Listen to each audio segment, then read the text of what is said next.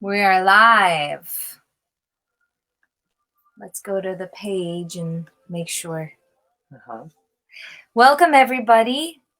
It is awesome to be here with you all. We're going to get started, and of course, we can always go back and replay this.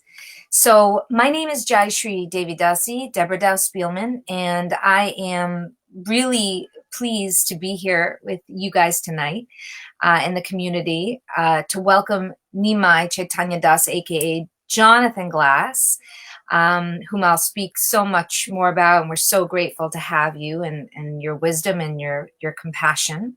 Kalanidhi Das is here as well. He's doing some of the tech right now, but he'll speak soon. So for those of you who have not met us, because we've been around and we've been working together, playing together for, it's been like 13 years, Nimai, since we've gotten getting married together.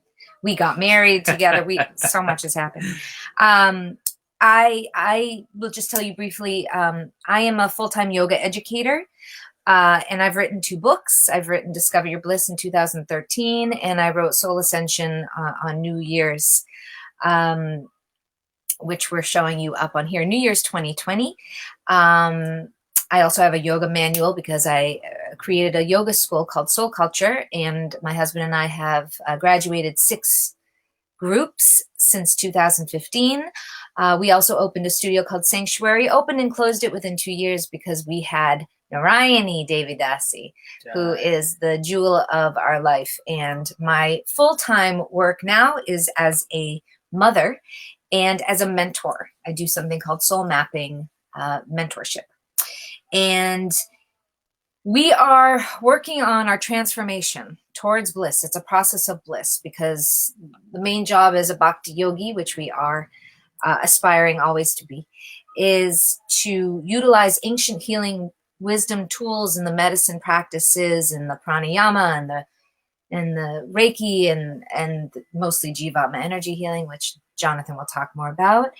And we are talking about bringing that up with Vedic philosophy to a higher consciousness. And this corona situation has brought us to a place where we are being forced really to look at everything and to see the truth. I think everyone is waking up to see the truth. So we think it's time for us to come out of the corners of our hearts and minds and be whatever humbly we can to inspire people.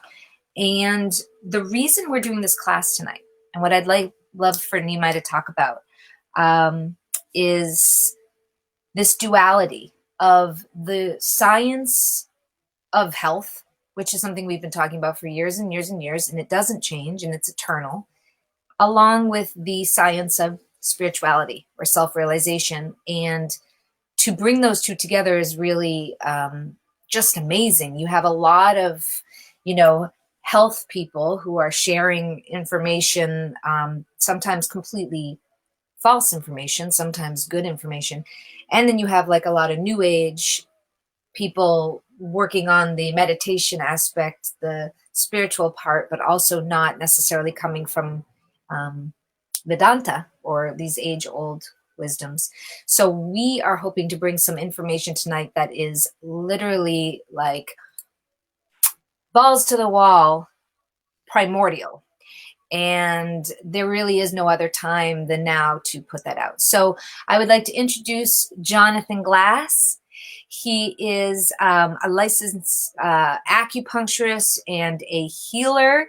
He is an herbalist. He is an energy healer. He created the Jivatma Energy School energy program. He runs the Healing Essence Center in West Concord with his beautiful wife, Catherine Glass. And he is someone who mixes so beautifully the science of self-realization with the science of Ayurveda, Chinese medicine, and all these amazing sacred sciences. So thank you for being here, Jonathan Glass, Chaitanya. And let me hand it off to you now. What about this situation, this corona, in this Kali Yuga time, which I'm sure you're going to talk about? Why is this class called The Real Medicine for the Time? And what can we offer to give folks like a real sense of hope right now, amidst all the craziness that is being created or perpetuated, and what is real and what is not real, and what can we hold on to? So yeah, thank you, Jaishree and Kalanidhi, for putting this together. So, and especially Narayani. Yes. She's the technology behind all of this. Yeah. Just a little high. Hey, Narayani. So, greetings, everybody. Good evening. And, I'm going to chant a mantra to Dhanvantari. Dhanvantari is the deva of Ayurveda. And Ayurveda is a system of medicine that came to the planet many thousands of years ago. And it said it came from higher realms, other realms. So for the Ayurveda is a sister of the yoga system. And the yoga system ultimately is to understand ourselves. Yoga means to connect. Sometimes people use the word as yoga as religion or dharma. But yoga, the word religion and yoga actually are very similar, because the word religion means to relink, to connect. Now, religion has been misused and abused horribly on this planet. So religion itself has, in many cases, has a bad name. But if you really take it to its essence, what does it mean? It means to relink, to connect. And that's exactly what yoga is. Yoga is about connecting the body and the mind, mind, and the spirit, and the soul, the spirit, and the divine. So that's yoga. So Ayurveda is a system of medicine that came to this planet to not only help us physically, mentally, and emotionally, but simultaneously is in alignment with spiritual and natural law principles that don't interfere with the natural development and evolution of consciousness. So it's in harmony with natural evolution and consciousness. So I'll just say it quickly. I'll say it 3 times, so that sometimes when we like to speak, we like to not just think of it, it's coming from me, but we're also receiving information and receiving guidance. Om Namo Bhagavate Dhanvantaraye. Om Namo Bhagavate Dhanvantaraye. Om Namo Bhagavate Dhanvantaraye. Om Jnana Timarandasya Gyananjana Shalakaya Chakshorun Militam Yena Tasmai Shri Guruve Namaha. So Jaishree asked a huge question, and I'll speak a couple of minutes, and Jaishree, just feel free to, interrupt me, or if there's something else you want to ask or share, or ask Kalanidhi, or you say something, that's fine. So I think to keep it simple, let's start from the more physical level, but I want to touch on many levels at the same time. There are principles of health. And these principles have been espoused for thousands of years in Ayurveda and Chinese medicine, in the Essenes of the time of Christ. In the Greek times, every natural system of medicine has its connection to nature. It's really observing the laws of nature, observing our connection to nature. And we have, as a society, seriously become derailed from nature. So much so that in the more, medical realm, or the more pharmaceutical realm, or even in other realms of business, it's seen that because something hasn't been proven in a laboratory with millions of dollars scientific studies that using a simple herb that's been used for thousands of years, that there's something like witchcraft or it's unintelligent. Mm. So we've really disconnected from nature. The fact is that we are part of nature. The same elements out there, fire, the air, the water, the same elements are in us. And this is how Ayurveda is based on these principles and Chinese medicine is based on these principles.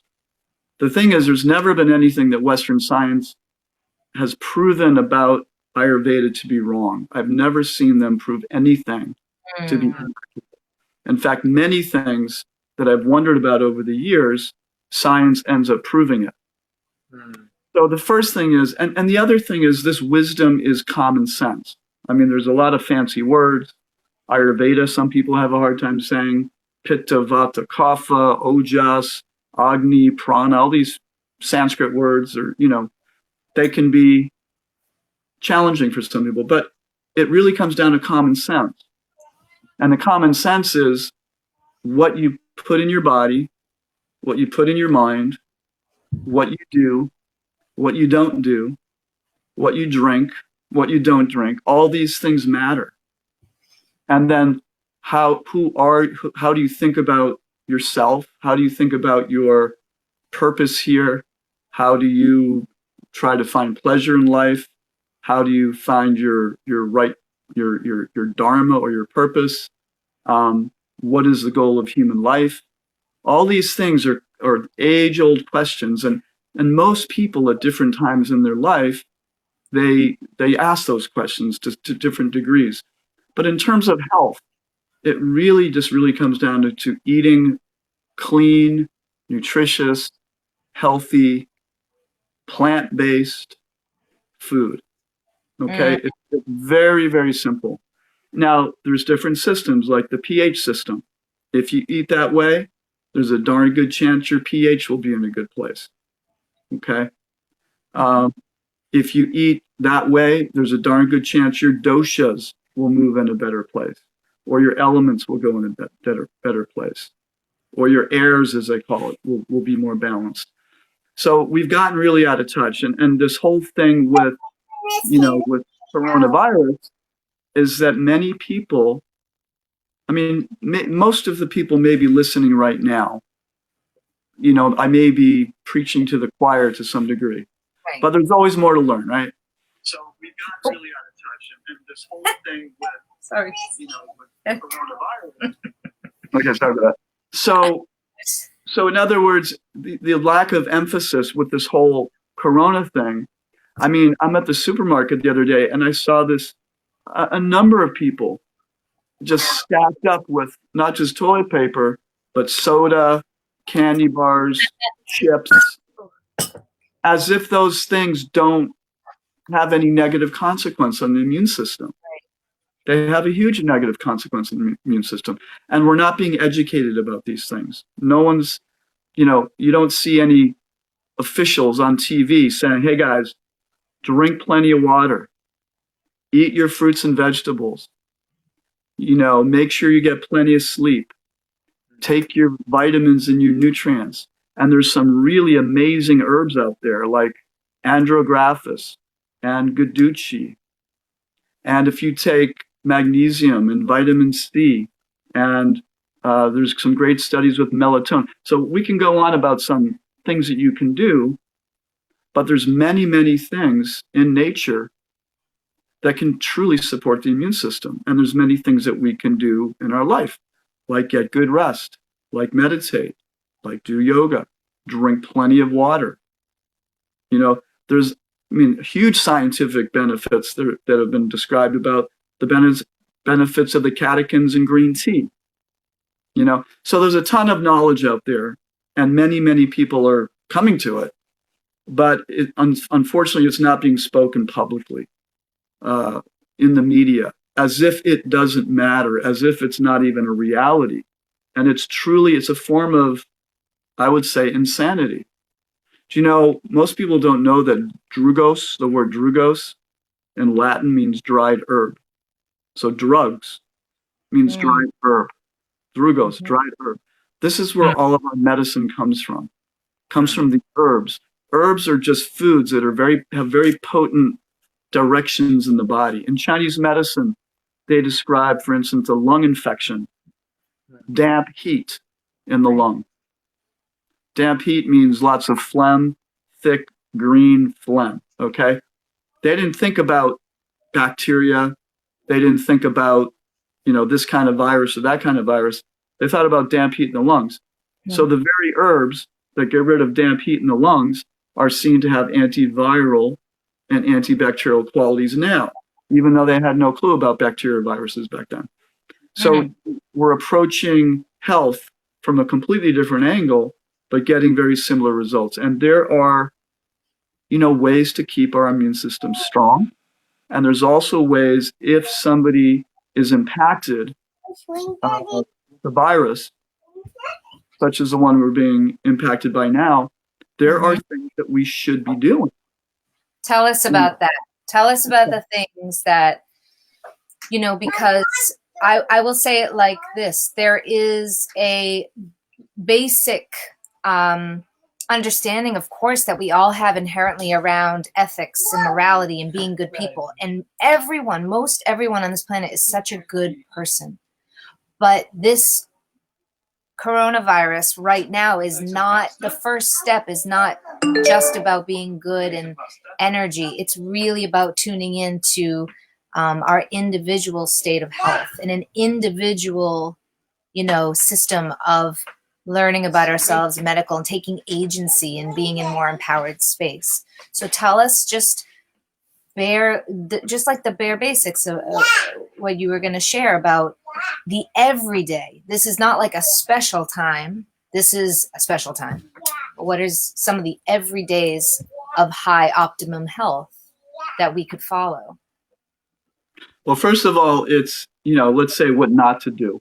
Yeah. Refined sugar turns off your immune system, degrades it, weakens it for up to 5 to 8 hours after a teaspoon of sugar. So white refined sugar is not your friend. Right. Fruit sugar acts in the body differently. It's encapsulated with all kinds of bioflavonoids, all kinds of nutrients and minerals. It's, it's a different thing. But when you have refined sugar, you're just taking a hit on the immune system. Overabundance of animal food, very, very acidic and very stressful on the body, very stressful on the digestive system. I hear a lot of folks say, there's a humane way to kill the animals, but actually, there is no. The only science that we have is about adrenals and fear and cortisol, right? And levels of animals that are the way they're killed in most countries, and that is going in our bodies, isn't it? Like we're literally also taking in those high level, and cortisol can create weight. Yeah. Absolutely. I mean, look, you can look at the days of the Native Americans where there were different cultures that ate meat, but they were shocked at the white man, how they came and just destroyed the herds of buffalo. The Native Americans at least would be respectful of the animal's life that they were taking. It was a very different mentality, and we've completely disconnected from that. In a few minutes, I'd like to talk about the age that we're living in and how that relates. But in this age that we're living in, things have become so degraded that most of the meat that people are eating, and this is, a smaller percentage of people on the planet are able to get their, grass-fed, local, whatever. That's a very small percentage of people on the planet. Most of the meat that people are eating on the planet are coming from huge slaughterhouses where the animals are unhealthy, they're sick, they're diseased, they're miserable, and they have like no life whatsoever. It's It's like what you imagine, a concentration camp. It is horrendous, horrendous environment. And like you said, Jaishree, that the adrenaline and the fear that goes into these animals every day comes out in the flesh. In fact, I had a client once who said, you want to trade me for beef. And I said, well, I'm a vegetarian. And he said, well, no, my beef is different because it's not gray or purple. And this was years ago. And I said, well, what do you mean? He said, because my animals don't get scared. They don't know what's coming. All the animals in the slaughterhouse, they know what's coming because they can smell it and feel it and sense it because they're going down a line. And all that adrenaline and all that cortisol and fear hormones goes into that tissue and turns it gray or purple. And then they have to do something to make it look nice and red and rosy. So anyway, that's an important point because we are experiencing so much fear and anxiety on the planet right now. And I mean, we're kind of diving into this a little bit quicker than I thought we would, but we are ingesting fear every single day on this planet. And there's a level of heavy denial about what's happening. As if there's no connection. As if there's no connection. And there's been many great thinkers, not just yogis from the East, but philosophers from the time of in the Greeks and the modern philosophers that really say, unless we get a grip on this animal food thing, that there will never be peace on the planet.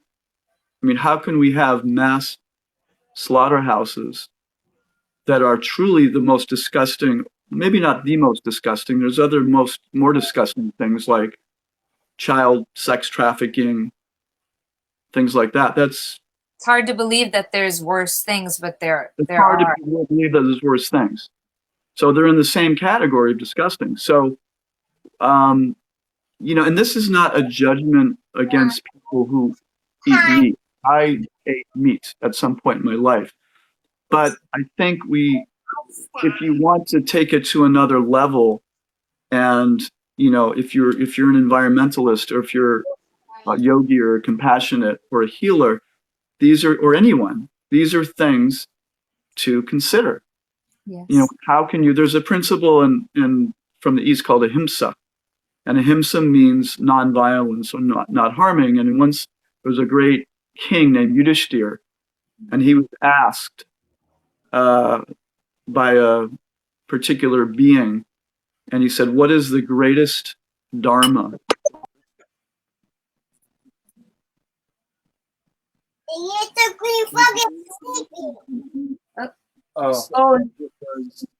It was the compassion or ahimsa, nonviolence. Right. So, Nima, I think your volume just went down a little bit. It just stopped. Okay, sorry about that. There you go. Okay. So ahimsa means, so the truth is, in this world, we all have to live, every living being has to live off of another living being. That's the strange thing. As one of my teachers said, this world is no place for a gentleman. And the reason is because we all have to kill something to eat to survive. So even a vegetarian will eat a carrot or a potato. Right. We're taking life. You can't avoid taking life. But the idea is to try to take the least life, try to create the least harm possible. That's in our power. And by doing that, we can actually decrease the amount of suffering that is created on the planet. So that's a thing on animals. We can get back to that.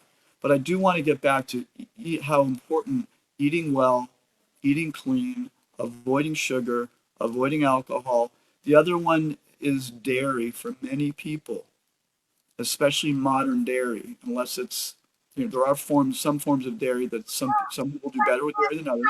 And there are some forms, the A2 milk seems to be much better for people. And obviously, if you can get milk from a happy cow or a himsa cow, this is the best thing. That means a cow that's not being slaughtered. Because what is milk? Milk is a transformation of the blood of the cow. And whatever state of mind that cow's in, that's going to go in the milk.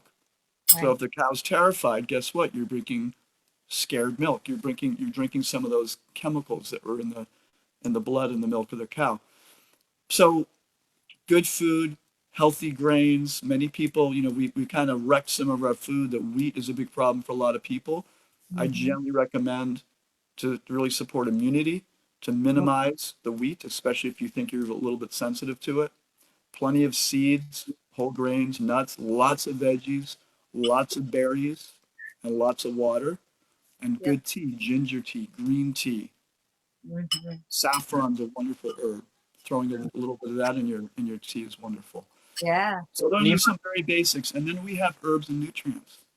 You know, because the food is lacking in nutrition, it's not the same as it used to be.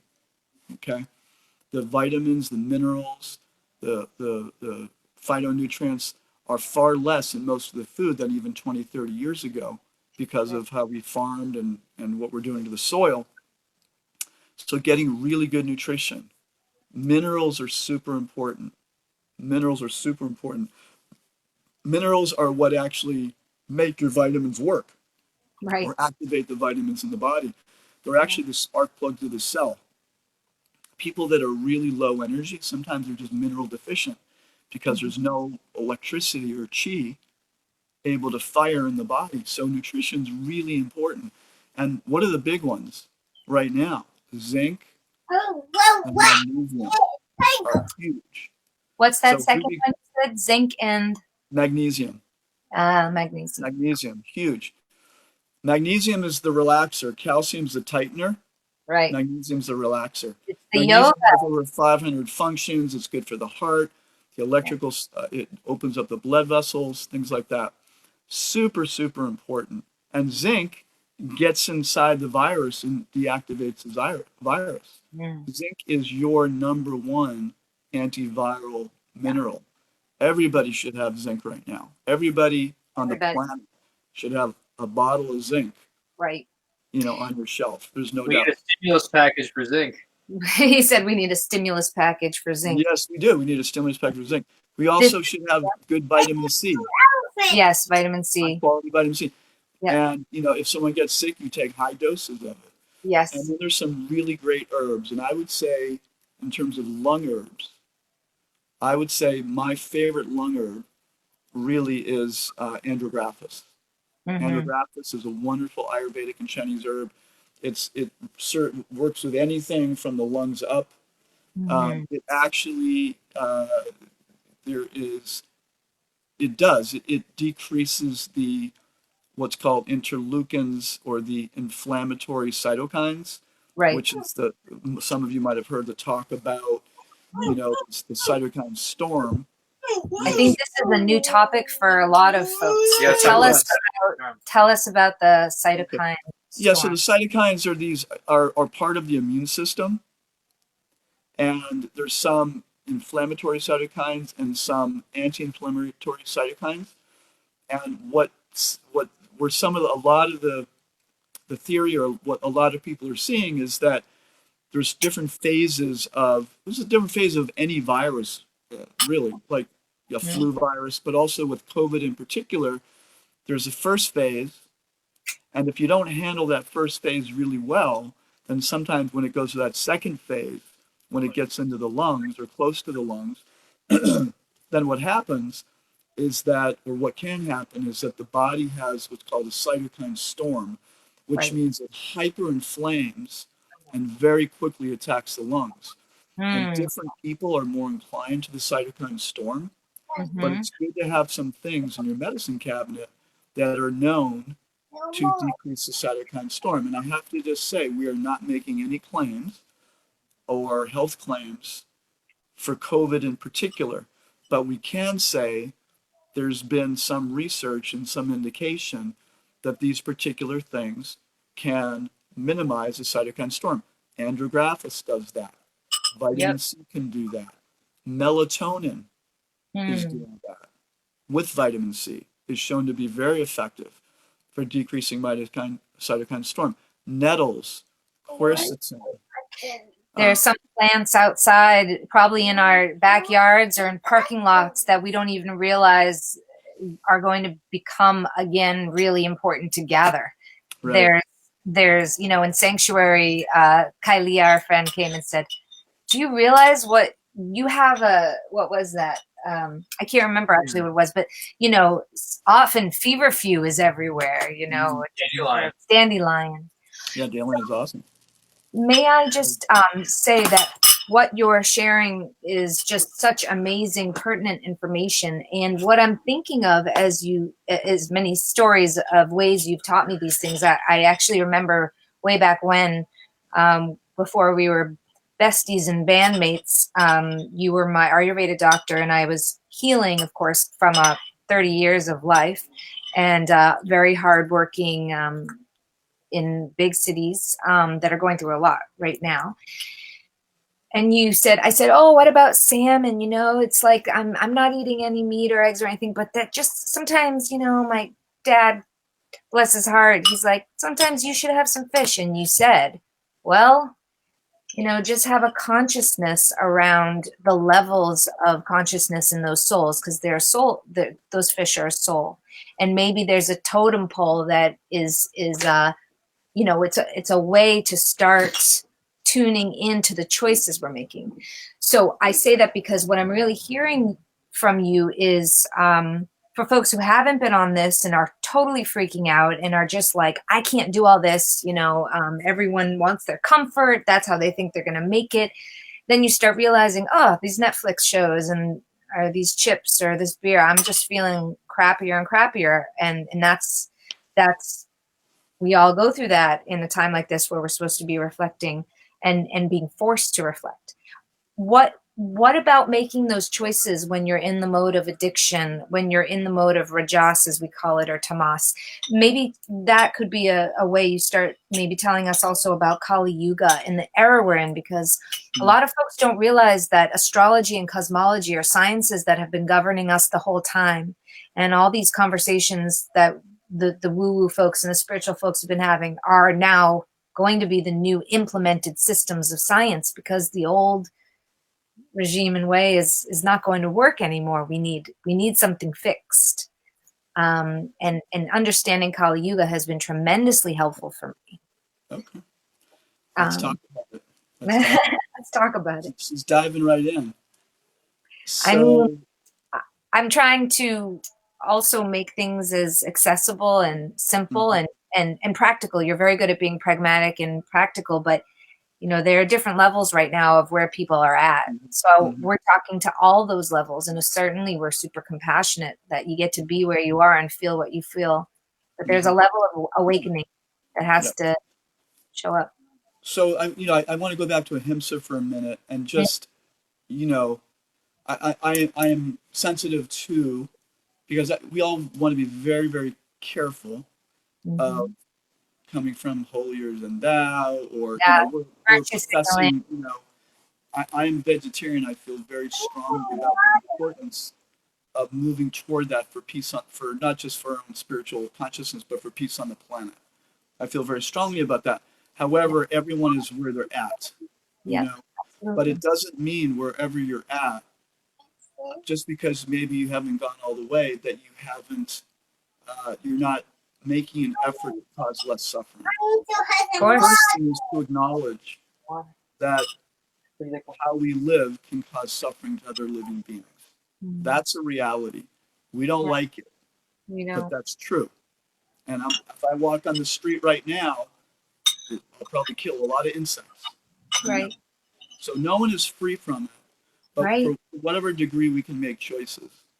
So here's from the Vedic cosmology in India, from the East, is that we go through 4 seasons, and these cycles repeat themselves again and again. They're like 4 seasons of life. There's the Golden Age, the Silver Age, the Bronze Age, and the Iron Age, or it's called the Age of Kali. And from the Vedic literatures, it's understood, from Vedic astronomical, astrological scriptures, it's described that we are in the age of Kali right now. Kali Yuga, it means the age of Kali. And there are considered to be 4 qualities of dharma, or righteousness, in life. One is purity, truth, compassion, and discipline. And in order to have what's called dharma or right action, we need all four. But it's said in this age, three of them, three out of those four legs are gonzo. Hmm. One of them is compassion Hmm. because we've become very blind. Truth is standing on one leg barely. There is still some truth, believe it or not. Yeah. You know, we see lack of it everywhere. So, Hmm. but anyway, so it's understood that thousands of years ago, about 5,000 years ago, sages got together in India in this place called Naimisharanya, this beautiful place. And thousands of sages got together from all over India because they knew a new age was coming. This iron age was coming. And Hmm. they performed a fire sacrifice. And one of the intentions of that sacrifice was to minimize the negative qualities of this age. And when some of them saw into the future, because that's what these sages are capable of doing, and they saw the slaughterhouses, the mass slaughter of animals, it was shocking and it blew their minds. It was incomprehensible. Hmm. Now, in India, the warrior class, the fighting class called Kshatriya, they would hunt sometimes. And it wasn't that, and sometimes people think, oh, India, everybody was vegetarian, 100%, it was just all peace. No, there were different classes of people that would do that. But it's sad because in this age, no one's really qualified to to take a life of another being. We're not really qualified to do that because, you know, things are so degraded now. Better just not to eat it at all. Hmm. Just avoid it completely as much as Hmm. possible. So Hmm. this age has become very, very degraded. And what is the most prominent quality of this age? It's anxiety. Anxiety. Anxiety. And who do you know that's not anxious? Hmm. Does anybody know anybody who's never anxious? It's a Mm-mm. very prominent quality. And one of the reasons it's so lack of quality is because everybody gets in arguments and fights very easily over small things, and because there's so much fear in the ethers, in the environment. Hmm. There's so much fear everywhere. Hmm. Everyone's terrified on some level. Everyone's scared because Yeah. it's getting so crazy. So everything is building up to this time now. Hmm. It's building up, and so these days that we're seeing right now have been predicted, really, Yes. because if we continue going on as if nothing we do matters, and if you know being telling mistruths enough times so that everybody thinks it's true, and that it's actually said in the Vedic scriptures, you know, the earth can take uh, so many things. I mean, just think of how many people are walking on the earth, taking her water, taking her oil. Hmm. Can take so much pain, can take so much abuse. But the thing that gives the earth the greatest pain is lying. It's Hmm. untruths. Sorry. Untruths. Yeah. Yes, untruths. So Kali Yuga, it's a very heavy time. It's a Hmm. very heavy time, but we can antidote it, and that's kind of what we want to talk about too. Yeah. But one of the things is to cultivate compassion. That's one of the big things. But it's not, and the benefit of that, it just simply means eating a clean, healthy diet. Yes. It's a clean, healthy diet. So, It yes. doesn't have to be complicated, you No. know. And then taking your nutrients, taking your herbs, taking your drugos, your dried herbs, and, Drugos. and knowing what you can do to take care of yourself, your family, and your loved ones. Now, another thing is in the Vedas, Vedas means knowledge, it says that human life means we are exposed to birth, death, disease, and old age. Okay. So yes, we are all anxious. I'm anxious too, hearing the incredible stories of what's going on. Everybody has, I'm sure, has their moments, right, of what's happening. This is unprecedented, being, staying in our homes, our businesses. It's Right. just crazy. right? So much craziness. But having said that, it's always been true that there's been birth, death, disease, and old age in this world. It's Right. always been true. Right. And we kind of go through life as if there's no death. We kind of almost go through it. In fact, that king I told you about, Yudhishthir, was Mhm. asked, what is the most amazing thing? And he said, the most amazing thing is that everybody's living, everybody is seeing that other people are dying, but somehow I keep living as if I'm never going to die. Mm. That's a very strange thing. Mm. And so, what are the great teachings from the East? What do the shamans teach us? They teach us to live as if this is our last moment, or to Yeah. be live in the presence Yes. and live our very, very best. Why? Because life is in this body is temporary. Yes. It's totally temporary. I mean, we have to know that. So the corona thing is really putting it in our face. I don't Yes. want to die. I don't want to get sick. And that's okay. But what is in the scripture I mentioned, the Srimad Bhagavatam, it's mentioned a great king who knows he's about to die is talking to the sage, and he Right. says, what is a man to do when he's about to die? Right. And what is he meant to hear? What is he meant to talk about? What is he meant to meditate on? What is he meant to sing or talk about? And what is he not meant to do? And then the question goes further. He says, not just at the time of death, and not just, but all men and all women and all of humanity. Mm. How are we meant to best spend our life? What are Right. we meant to hear and learn and study and Mm. develop? Mm. And this is where we tap into the spiritual end because a human being is a spiritual entity and we are Yes. meant to grow spiritually. This is Beautiful. our dharma. It's called Our dharma. sanatana dharma, our eternal dharma or our eternal purpose. And ultimately, it's love. It's to attain a state of pure love. This is our potential as a living entity. But unless we do that, then we miss out on being a human being. We don't Right. cultivate the potentiality of who we really are. So this is all getting very philosophical, but that's kind of what's happening. I mean, Yes. these are questions that sages and yogis and teachers have Yeah. asked for many, many thousands of years. And many of us are beginning to ask these questions now because when we're in the frying pan and the Mm-hmm. heat increases, then we Right. start going, wow, this is really Right. crazy. Some of us are very focused on the disease itself. Some of us are very focused on the cause of the disease. Mm-hmm. Some of us are very focused on the economic reality. Some of Mm-hmm. us are very focused on maybe something really good will come of this. And we really hope so. But even if something really good comes of it, because Right. usually in life there's a silver lining. I mean, Right. how many times have you not seen a silver lining? If you really look after some challenge, there's Right. usually a silver lining. And I'm really hoping there is one with this. We are too. And if there is, Mm-hmm. then hopefully it means we will all wake up, as Jaishree mentioned in the beginning, wake up a bit more, or I would say a lot more, Yes. and really begin to uh, appreciate our human life. And from the Eastern, from the yoga perspective, the human life, the human form of life is the most precious gift we can have. It's the most precious thing because this body has such potential for self-realization and for love of the divine Yes. in this particular form.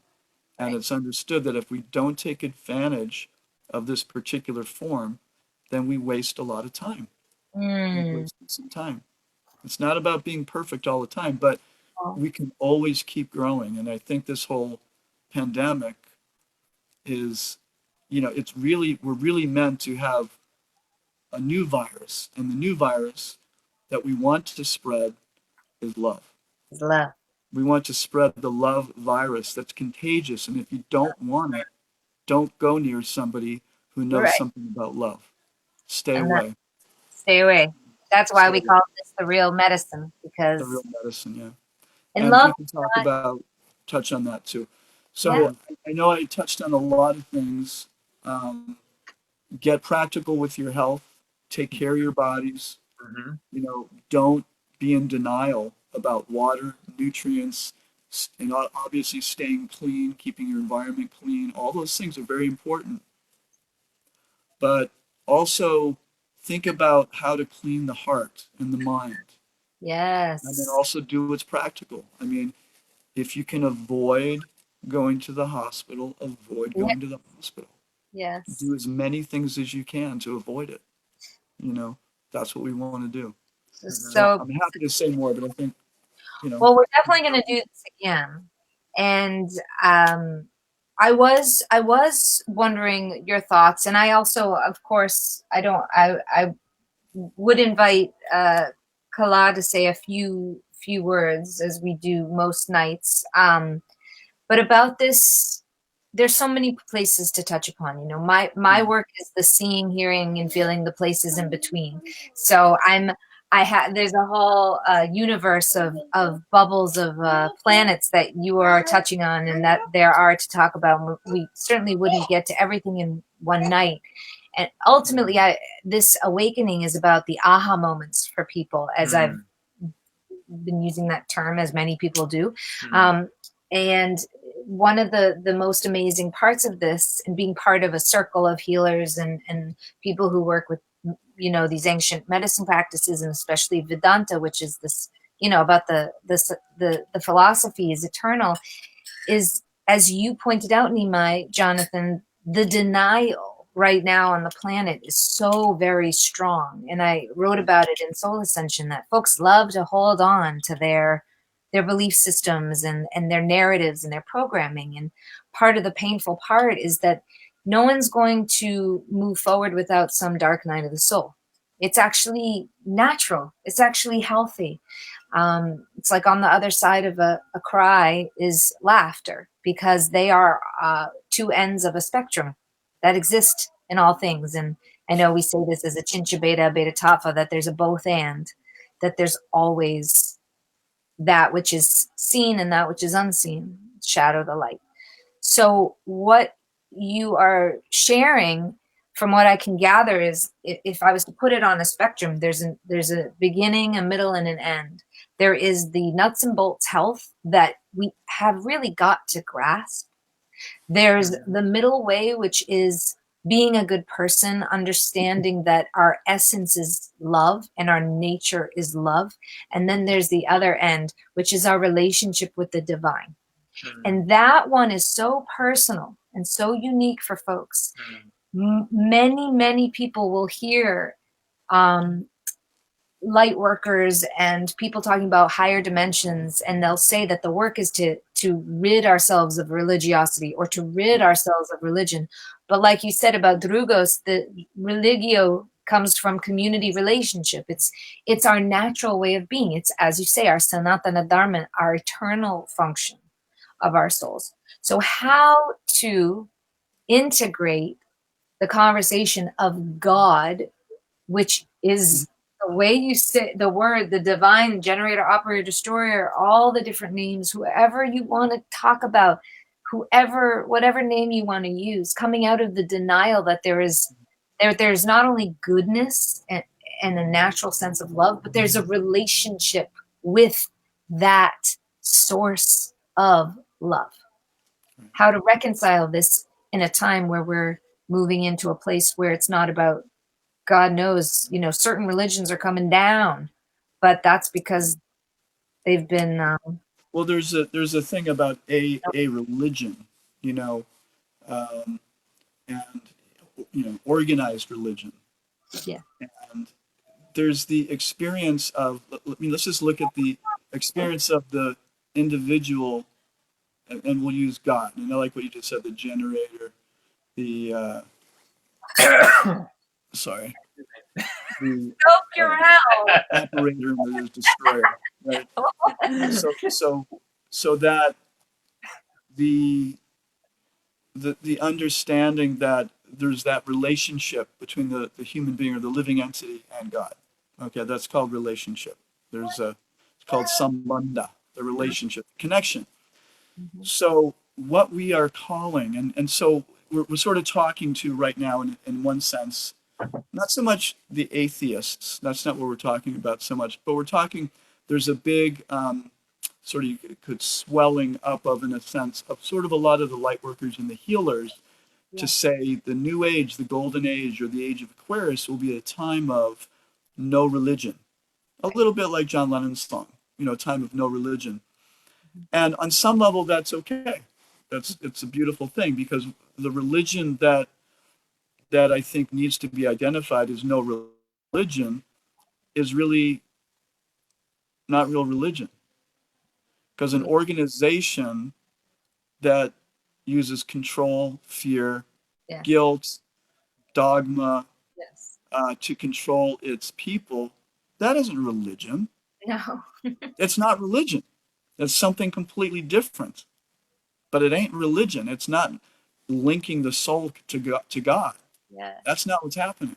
Mhm. Real religion Mhm. is based on love, and it's based on service, and it's based on consciousness. Mhm. It's like if you, Jaishree, if I say you must love me or I will kill you, Yeah.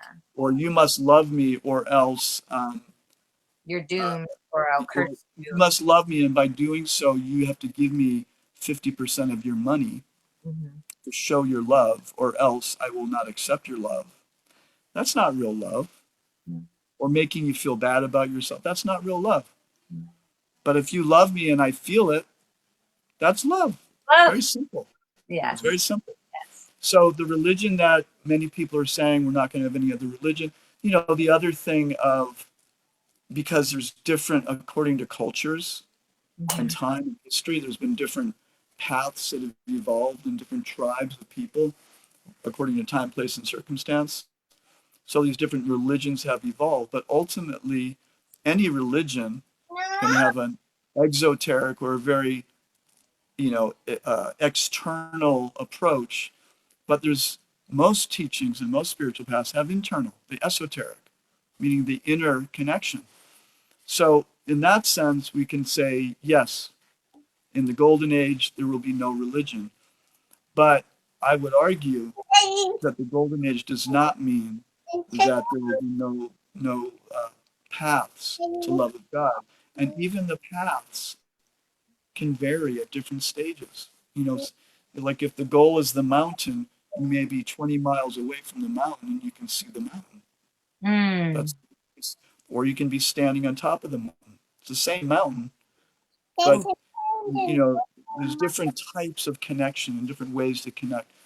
So I Yeah. think it's mistaken, and I think it's actually there's a way in which we want to let go of the old to allow love to come in. And that's important. And that's why a lot of the spiritual teachers on the planet and the healers are talking about no religion, because religion has gotten in the way of the heart. Right. It's gotten in the way of it. There's no question. And Uh, some of the most Religion's heinous I love that. Religion's crimes, not in the way of the heart. yeah, You're some of the saying worst crimes something. of humanity, some of them have been done in so-called in the name of religion. So Yes. let's get rid of that. But that's not religion. No. That's not what religion That's is. one of the first times we don't hear that a lot. We lost your picture for a second. Oh, okay. But you're still audio is still there, and it might just that's an amazing reflection, just flat out. It's like, who are we to say anything?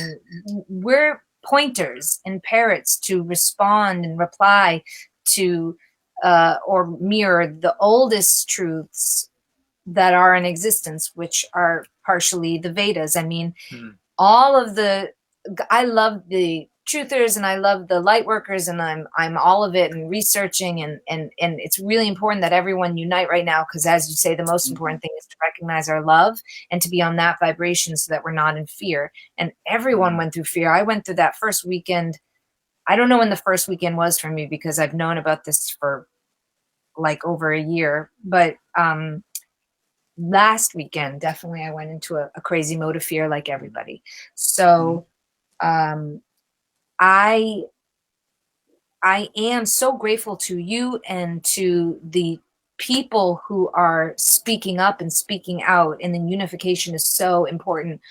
but I also hear them talk about the Vedas. They all go back, and even people like the guy who created the atom bomb. He quotes Bhagavad Gita, he quotes Arjuna in Bhagavad Gita, and it's quotes Krishna in the Bhagavad Gita. So which is, you know, not, it's just these essential truths that we can do what we want with, but let's all choose love and choose health, and now's the time to bring it out. And you say that that's not religion if it's not love. And if you're, you know, if you're asking for tons of money, or you know, if your teacher needs something from you, other than your love, or, you know, a vow or whatever it is that doesn't have anything attached to it. Vows don't have, a spiritual vow is just something between you and God. And can I share something?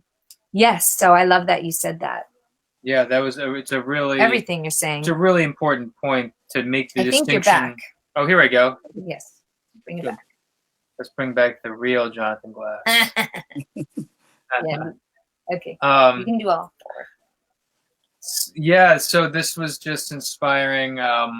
This has just been so great to hear you share and come from, you know, from where you're coming from, and mixing, as you said, the pragmatics of the body with these, you know, these wisdom principles that are really eternal.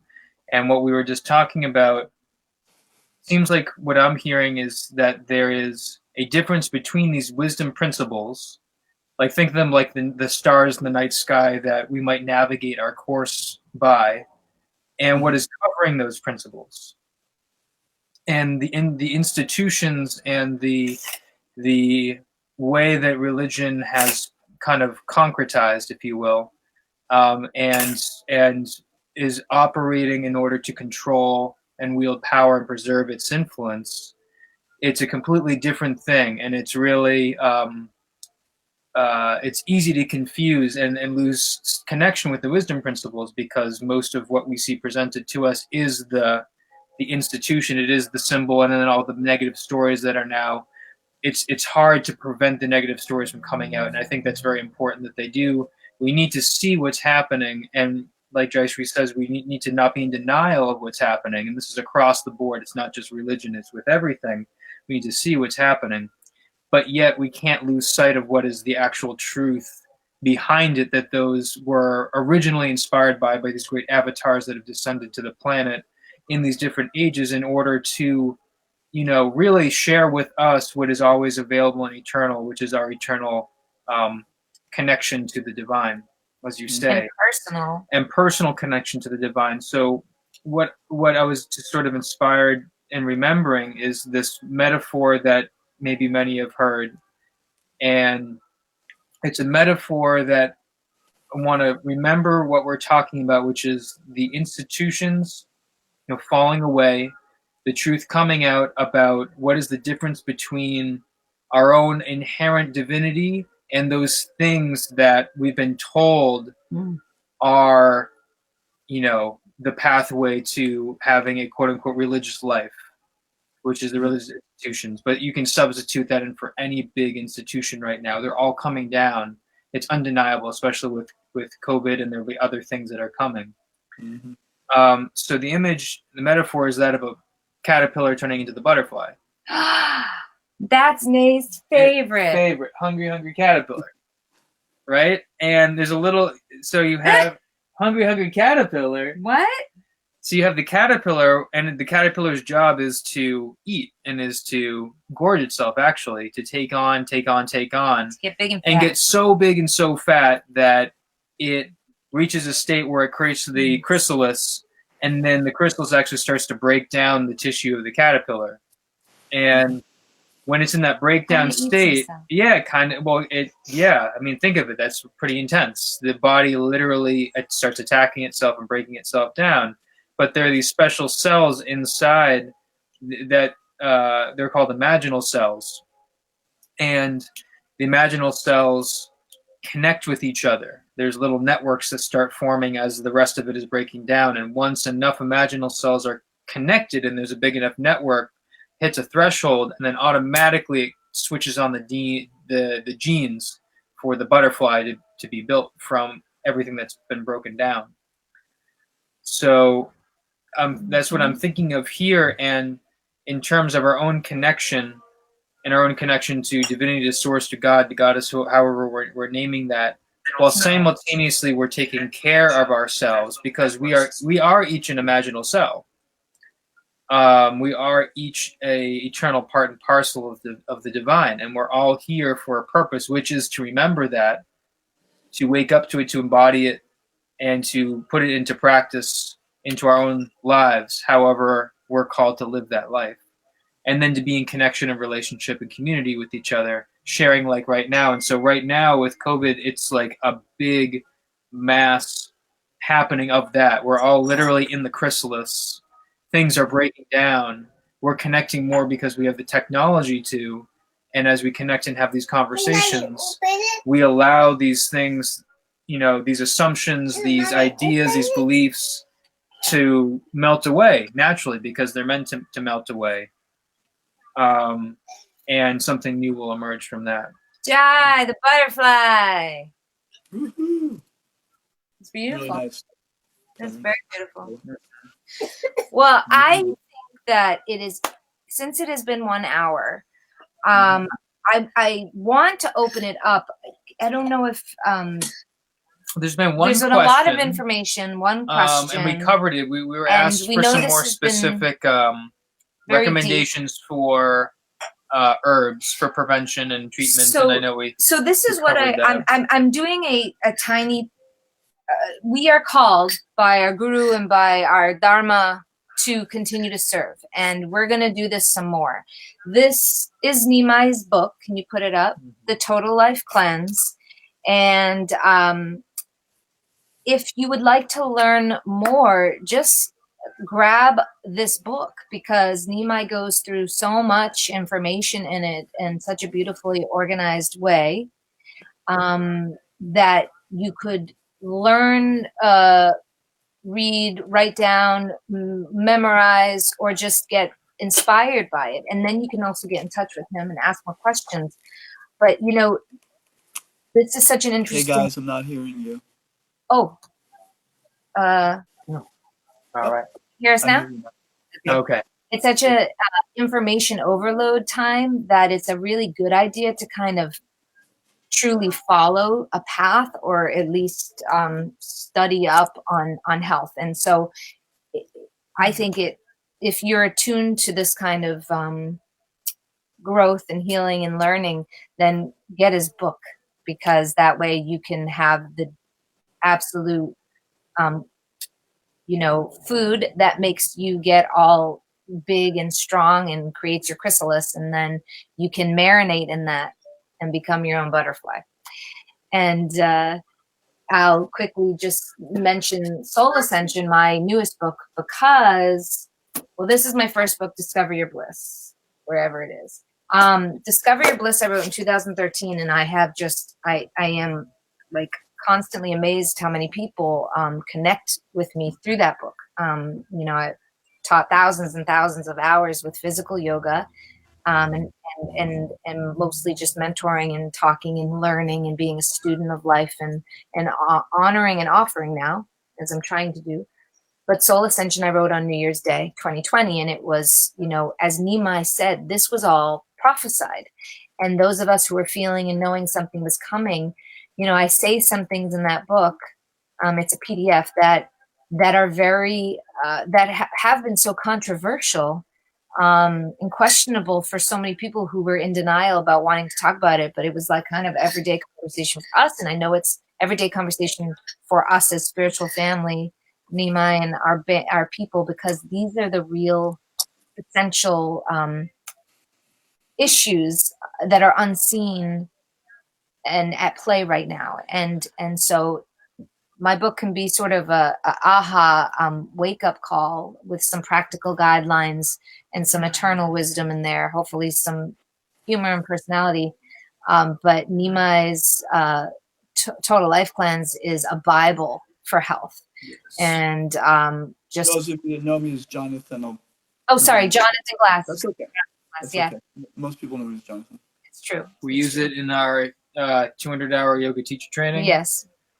which is getting completely revamped right now, because everything must.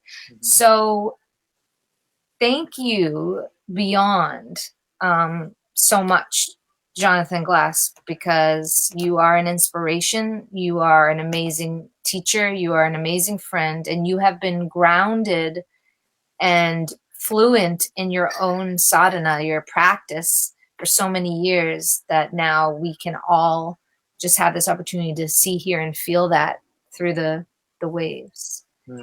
And if people want to get in touch with you, we'll make sure they can.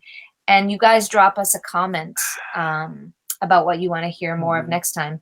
I'll give you the last. I'm drinking my Did you nettle say tea. that somebody wanted to know some basic supplement tips? Is that There's a question, specifics. and I know you covered a lot, but we could just do a quick recap. Ask for specific prevention tips and any herbs specifically. Zinc, Okay. vitamins. I'll mention a couple. Yeah. I'll mention a couple of things. So, I think there's a lot of stuff going around the internet. Obviously washing your hands. There's even that one with the blow dryer up the nose. The virus is, what's unique about this virus, what seems to be true, is that it's very spreadable, but it's not so hardy. So it doesn't like heat. It doesn't like friction. Okay. So washing with good soap, warm soap, heating, if you have access to a sauna or a biomat, or even that idea, honestly, with the hair dryer up the nose and your ears, creating some heat. It doesn't like that. When I come in after being outside, I take a little bit of warm water, salt water, take it up my nose and blow it out. Wash my hands really well. These are just practical things, but they're good. And the other thing is plenty of water, warm tea. And then, if you're just going to do a few herbs, or the main nutrients I think, we should all have really is vitamin C, zinc, and a good, multi-base is good.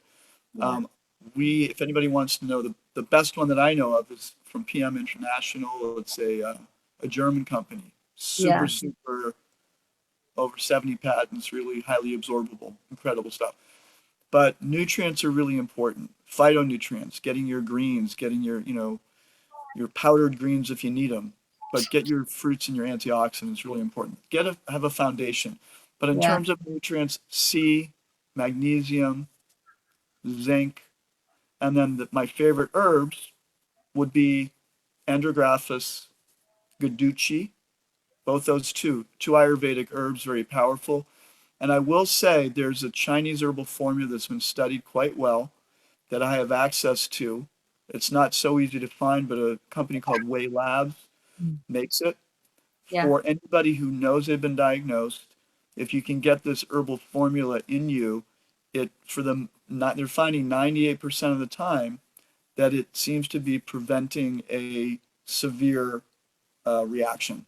And it's very good for clearing what we call the heat toxins out of the lungs. Beautiful. So we have access to that, and that comes in a 2-week supply. So there are definitely, things that we should do. And you know what? Again, do everything you can to stay healthy. Now is the time for us to amp everything up. All of our practices, how we eat, how we live, how we take care of ourselves, how we respect, everything. It's like everything, we want to amp it up right now. So those are the basics. If anybody wants information, I'm happy to, give some information on email or Facebook or whatever. And of course, I do offer consultations individual. I'm doing a lot of that right now virtually. So you've always been able to offer healing. You've always offered remote healing and consultations, and you can teach people where to press on their points themselves. That is Jonathan's website, healingessencecenter.com, right? And he and Catherine, his wife, are on there with their offerings, and I'm sure we'll get her on one of these nights. And, you can also go to our YouTube page at Jaishree Yoga Official and see us doing Prema Bhakti Band for the last decade or so, because the chanting that comes out of Jonathan Nimai it's otherworldly. We've learned so much about truth and humility from him, and being a teacher and a guide, and he's such a good big brother and uncle. So if you can work with him, maybe now you could get it to see him more easily than what It's a little easier since I'm not full time in my practice. But we are starting to get a little busy with the remote. So good. Yeah. Well, So I just want to say, you guys are doing, this is really nice. You're doing this every night. It takes a lot. You got a little one that's amazing, that how amazing she is, and allows you to do this. So, Narayani is the best. Hi. Hey, Narayani.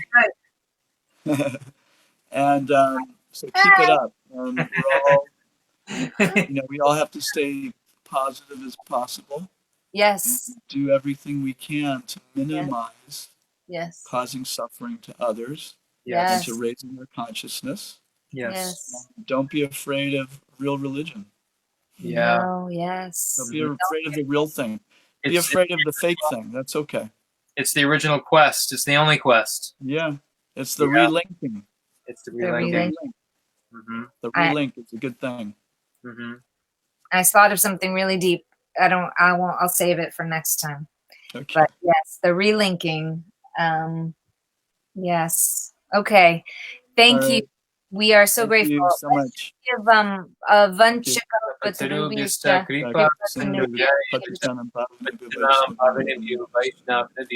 and 3 Hare Krishnas. Hare Krishna, Hare Krishna, Krishna Hare Hare, Hare Rama, Hare Rama, Rama Rama, Hare Hare, Hare Krishna, Hare Krishna, Krishna Krishna, Hare Hare, Hare Rama, Hare Rama, Rama Rama, Hare Hare, Yoda Hari Bol, Hari Bol, Hari Bol, Yoda Hari Bol, Yoda Hari Bol, Hari Bol, Hari Bol, Yoda Hari Bol. Go to Premanandi, Hari Hari. All glories and blessings to everybody. We love you guys. Thank you for joining us. She said one more time. And we'll see you again. We'll see you again tomorrow night at 8 p.m. for some more Kirtan. Thank you, Nimai Ji. We love you. Thank you. Hari Bol. Thank you, Jonathan. Hare Krishna. Hare Rama. Hare Rama. Rama. Hare Hare. How do I do it? Hare Krishna.